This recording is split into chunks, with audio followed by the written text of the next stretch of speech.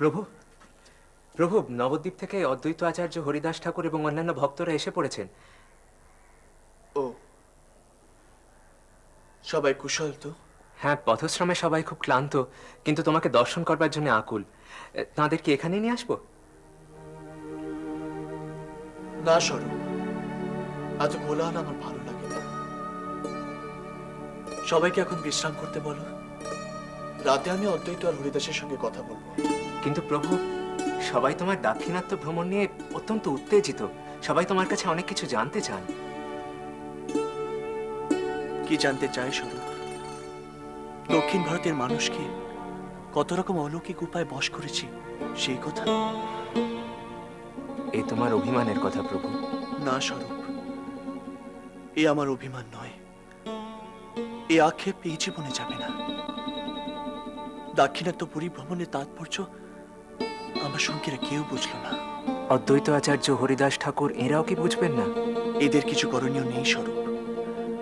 আমার তরুণ সঙ্গীরা যারা পরিশ্রম নিতে পারে, তারা সেই পথে না গিয়ে কেবল কেবল আমার অলৌকিকত্ব নিয়ে নামগান করছে। আমি তা চাইনি স্বরূপ। আমি চেয়েছিলাম কেউ একজন আবার সে পথে যাত্রা করুক। যে প্রদীপ একবার জ্বলেছে, সেই প্রদীপের আগুন থেকে সে হাজার প্রদীপ জ্বালিয়ে দিক। কে যাবে প্রভু? তোমার মতো আর কেই বা আছে?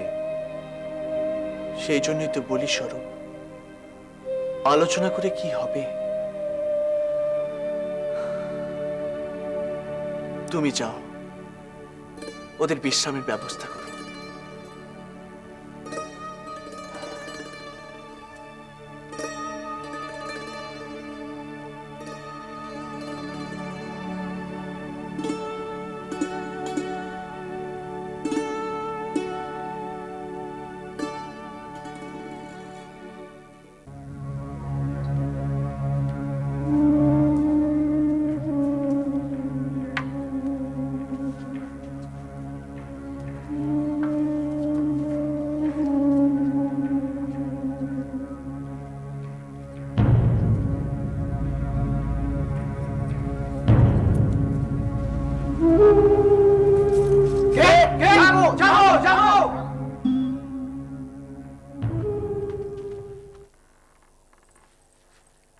কি ব্যাপার পরিহারি? এত রাত্রে এদিক মানে? কখনো তো আসো না। এইমাত্র একটা ছায়া মূর্তি তোমাদের পল্লীর দিকে গেছে। আমি আজ রাত্রে সমস্ত নাচনী সম্প্রদায়ের ঘরে ঢুকে ঢুকে খুঁজে দেখবার অনুমতি চাই। তুমি সেই অনুমতি আমাকে দেবে। আরে রোশো রোশো পরিহারি রোশো, আগে ব্যাপার স্যাপার তো বুঝি। এতে বোঝাবুঝি তো কিছু নেই। মাথা মুন্ডু সব মুড়িয়ে একটি মেলোক এই দিকেই গেছে। তুমি তো আচ্ছা পরিহারি, ফুটলো বাইতে কটক চাই। তোমরা কোথায় কোন ছায়ামূর্তি দেখেছো তার ভিত্তিতে প্রতিদিন নাচনীর ঘরে ঢুকে ঢুকে সন্ধান করার অনুমতি আমি তোমায় দিই কি করে? বিশেষ করে এত রাত্রে? না, না, না, না, অসম্ভব। কিন্তু এত রাত্রে এই মন্দির চত্বরে কারো প্রবেশ নিষেধ। সেখানে একজন মেয়ে লোক আপাতবস্তু আমার নৈশ প্রহরীরা নিজে দেখেছে এই মাত্র। তুমি তোমার কথা বলো। তুমি তো নিজের চোখে দেখোনি অনন্ত। এই নিতান্ত সন্দেহ, ভ্রম হতে পারে। অনুমতি দেবে না তাহলে? না। দেবে না? বললাম তো না। বেশ, তবে মনে রেখো যে বিজয়নগরের সঙ্গে যুদ্ধ বাঁধল বলে গৌড় থেকে অনেক লোকজন আসছে। তাদের মধ্যে সবাই হয়তো মহাপ্রভুর ভক্ত, কিন্তু তার মধ্যে বক ধার্মিক যে কেউ নেই এ কথা বুকে হাত দিয়ে কে বলতে পারে? হ্যাঁ, ভগবান শ্রীকৃষ্ণ চৈতন্য তোমার অন্তরটাকে এখনো পুরোপুরি শোধরাতে পারেনি। চলি পরিহারি, রাত অনেক হলো। রাজগুরু কাশী মিশ্র আর বাসুদেব সার্বভৌম পশ্চিম দ্বারের কাছে আলোচনা করছিল। আমি কিন্তু আমার মনের সন্দেহের কথাটা তাদের কানে তুলে দিচ্ছি লাবণ্য দাসী, কারণ এই মন্দিরের ভালো মন্দ দেখাশোনার দায়িত্বটা আমার। কি? নীলমাধবের মন্দিরের উত্তর ছাতলে দাঁড়িয়ে তুমি কি বলছো অনন্ত? কে তুমি? হ্যাঁ, কে তুমি? নীলমাধবের মন্দিরের ঘরদোরের ভালো মন্দ ভাববার কে হে তুমি? যাও, গিয়ে রাজগুরুকে যা প্রাণ চায় বলো। আর এও বলো, লাবণ্য শরীরের প্রাণ থাকতে নাচনী সম্প্রদায়ের কোনো ঘর থেকে নীলমাধবের মন্দিরের কখনো কোনো ক্ষতি হবে না। এ কথা বড় জোর গলায় বলেছে লাবণ্য দাসী। কথাটা ভুলো না যেন।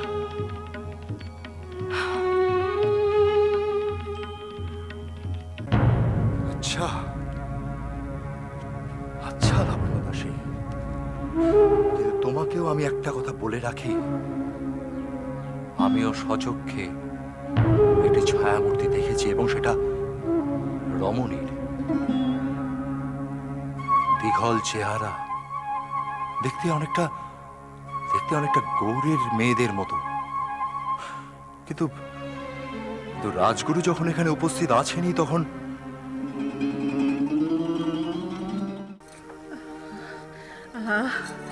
কি ঠান্ডা! সমুদ্রে ফেলে দিলে আমায়।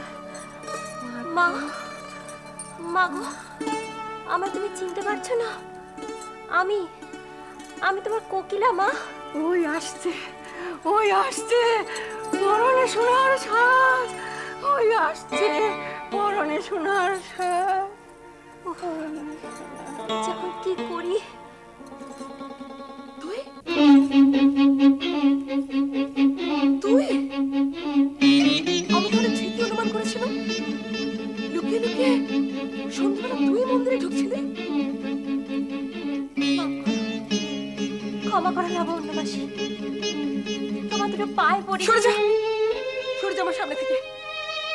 পাপিষ্ঠা, নষ্ট মেয়ে মানুষ, এই ভর সন্ধ্যাবেলা দেবদাসীর পায়ে হাত দিতে যাস? সরে যা এখান থেকে। মাটা মরে যাবে, দেহের তাপ দেখো, ধান দিলে ক্ষয়ে হয়ে যাবে।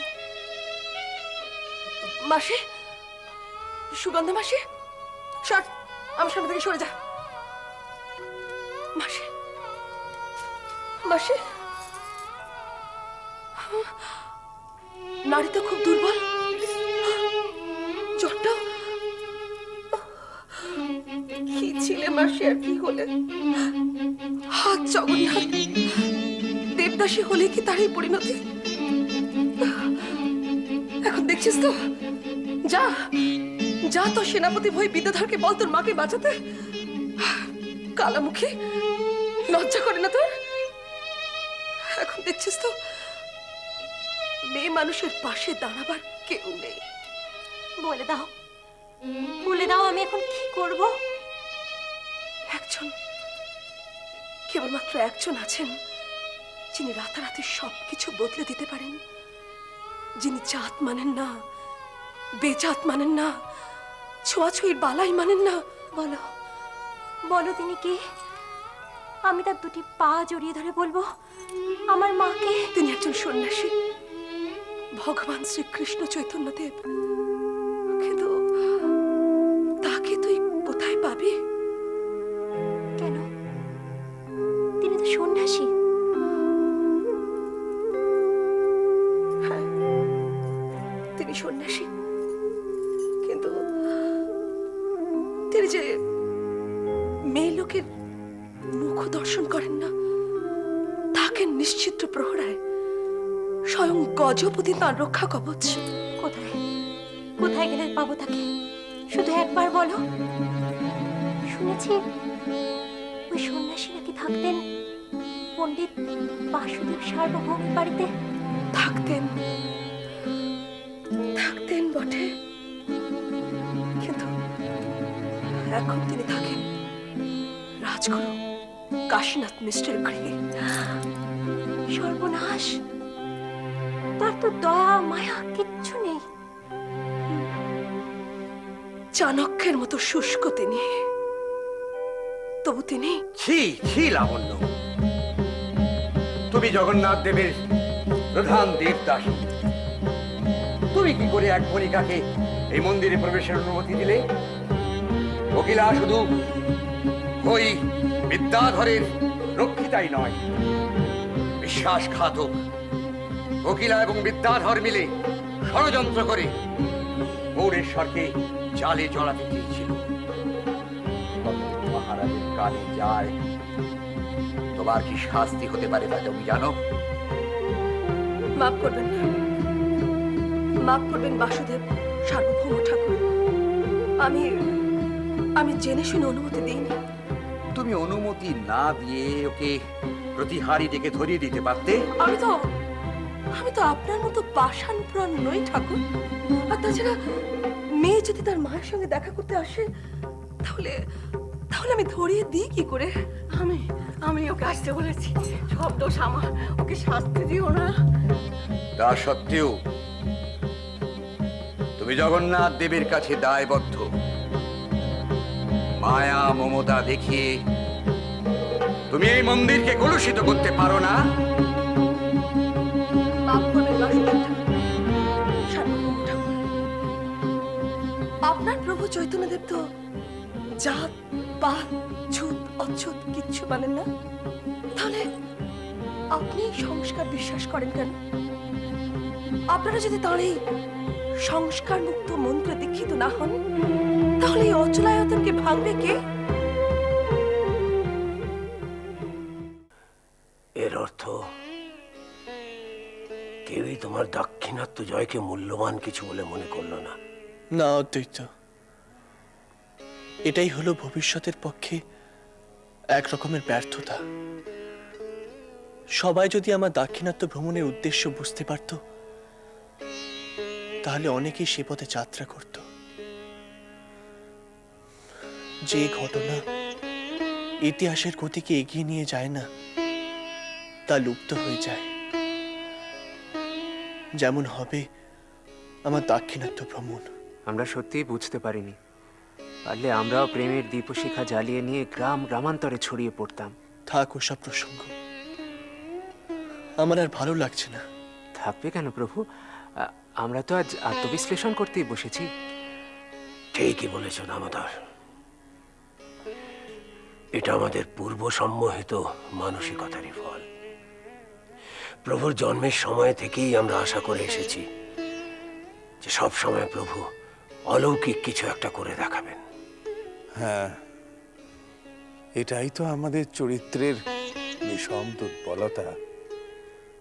হ্যাঁ, আমরা চেয়েছি প্রভু হয় অলৌকিক কিছু দেখান, নয়তো বিপ্লব ঘটান। তবে প্রভু দাক্ষিণাত্যে যা যা করেছেন তা সত্যি বৈপ্লবিক কাজ। আমরাই তবু তাঁর সেই বিপ্লবের মশাল জ্বালিয়ে রাখার জন্য তাঁর অনুগামী হতে পারলাম না। সে কি, প্রভু যে জনজাগরণ ঘটিয়ে এলেন তা সঠিক পথে এগোচ্ছে কিনা তা জানার জন্য কেউ পথে নামলেন না। প্রভু, তুমি আমায় অনুমতি দাও প্রভু, আমি তোমার পথ অনুসরণ করি। আমি জানি হরিদাস, তুমি পারবে, কিন্তু এই বয়সে তোমাকে বা অদ্বৈতকে আমি কি করে অনুরোধ করি?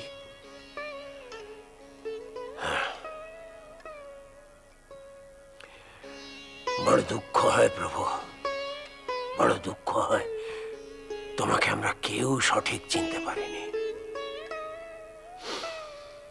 তুমি যখন যা করেছ সেটাই আমরা অলৌকিক বলে মেনে নিয়েছি। মনে মনে জেনে নিয়েছি তুমি কৃষ্ণের অবতার, কিন্তু ভুলে গিয়েছি যতই তুমি দেবাংশী হও, তোমার শরীর তো রক্ত মাংসের। হ্যাঁ, সচিমাতার কাছ থেকে বিদায় নেবার সময় আমি ঠিক এই কথাই তাকে বলে এসেছিলাম। হ্যাঁ, প্রভুর এই কন্দর্পকান্তি রূপ, এই কিন্নর কণ্ঠ, দেহের এই পদ্মগন্ধ, সব মিলিয়ে প্রভুকে আমরা অবতার বলেই মেনেছি। আর সত্যি প্রভু যা যা করেছেন আমরা তো শত সহস্র বছরেও তা করতে পারতাম না। তবু প্রভু আমাদের যে পথ দেখিয়েছেন সেই পথে আমরা তাঁর অনুগামী হতে পারলাম না। তা না হলে আমরাও তো পারতাম শ্রীরামচন্দ্রের সেতুবন্ধনের সময় কাঠবিড়ালির মতো অন্তত এক টুকরো প্রস্তরখণ্ড তাঁর দিকে এগিয়ে দিতে। হ্যাঁ প্রভু, তুমি তুমি নিত্যানন্দকে সে ভার দিলে না কেন? তুমি তাকে অবতার বলেছ, বৈষ্ণব সমাজের নেতা করেছ তাকে। না অদ্বৈত, তার অন্য কাজ আছে। তাকে আমি বৈষ্ণব সমাজ তৈরির দায়িত্ব দেব। সে যতই অবধূতের ভেগ ধরে থাকুক, আমি জানি গৃহকোণ তাকে টানে। তাকে গৃহী হতেই হবে। সে সৎভাবে সংসার ধর্ম পালন করবে। তাকে ঘিরে তৈরি হবে গৃহী বৈষ্ণব সমাজের নতুন রূপ। কিন্তু প্রভু, না স্বরূপ, আর কোনো কিন্তু নয়। কি হবে, কি হতে চলেছে, আমি সব বুঝতে পারছি। হরিদাস, অদ্বৈত, তোমরা এবার কি বিশ্রাম নাও। যথাজ্ঞা প্রভু। হরে কৃষ্ণ, হরে কৃষ্ণ। এসো হরিদাস।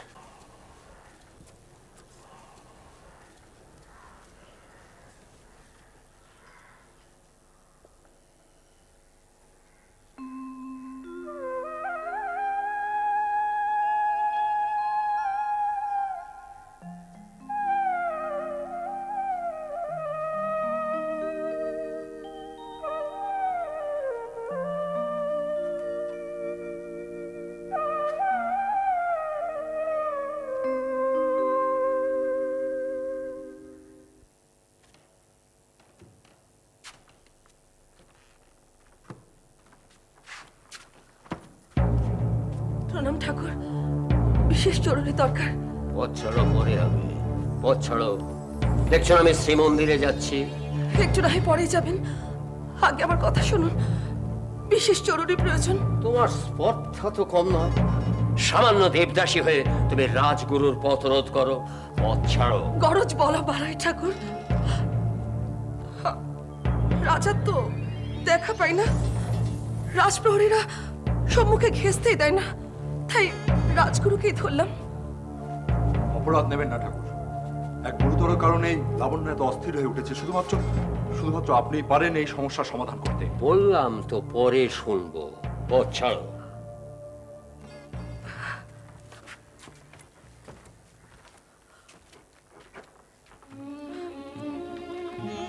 দেখলে দেখলে কি অদ্ভুত অহংকার লোকটার। আমরা দেবদাসী বলে কি মানুষ নই? লাবণ্য, চলো ফিরে চলো।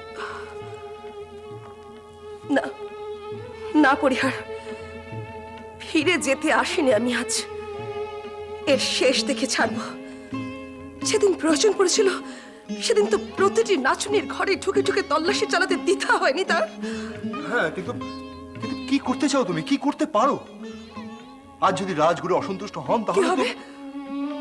কি হবে? বড় জোর মৃত্যুদণ্ড। বেশ, তাই হোক। এভাবে বেঁচে থেকে লাভ কি? এভাবে বেঁচে থাকলে শেষে তো কোকিলার মায়ের দশা হবে। তার চেয়ে মৃত্যুই ভালো। শোনো পরিহার, তুমি ভয় পেলে চলে যাও। আমি শ্রীমন্দিরের চাতালে হত্যে দিয়ে পড়ে থাকবো।